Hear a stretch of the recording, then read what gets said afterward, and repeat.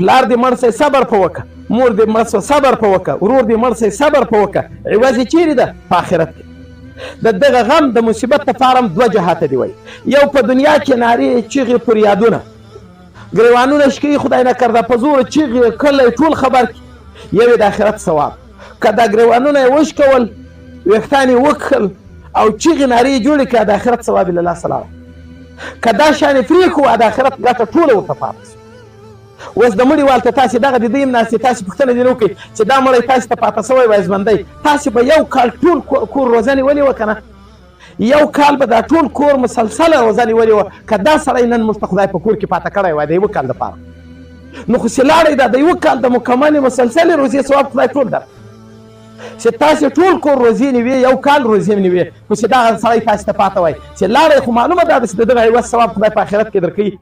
خو هغه چې صبر په وکړي چې الله ویل دي چې صبر په وکړه، او صبر چې د عند صدمة الاولی چې اول وارې مصیبت ورسېږي سړی به صبر کوي، وروسته خو چې ځان ستړی کړي اخر خو بیا اسم غم زور چې صبر وسي.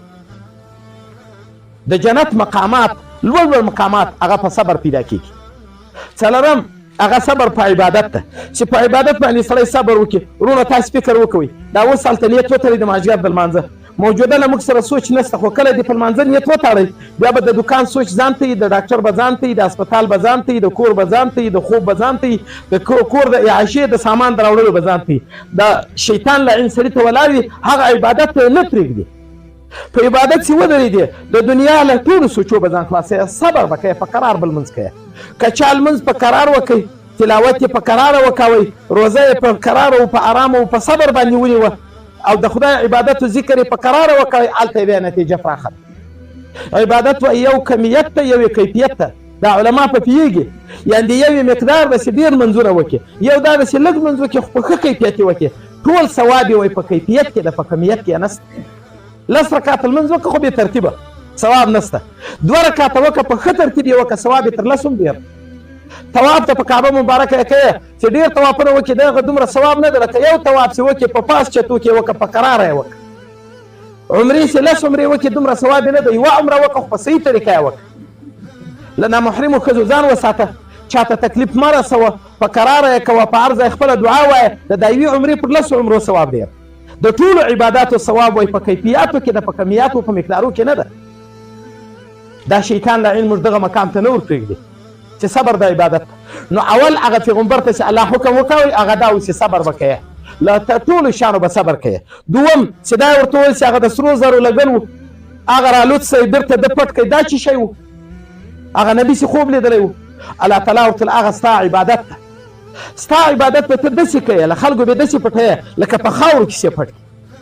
ځکه د عبادت وایي د انسان او د الله په منځ کې یو راز ده، دا د هر چا خپل راز وي. بې ادبي ډېره معاف، سړی د خپل اهل و کور والا سره چې د ده کوم راز وي دا ښکاره کول د سړي د انسان طبیعت مني نه یې مني، دا پټ راز ده. دغه عبادت داسې یو پټ راز ده ستا او د الله په منځ کې. دا معشوق و معشوق، عابد و معبود دی، مخلوق و الله ده. دا راز به بل چاته نه ښکاره کوي، عبادت به صرف د الله دپاره کوي. لمونځ به د الله دپاره وي، روزه به د الله دپاره وي، تلاوت به د الله دپاره وي، د هېچا نیت به نه کوې.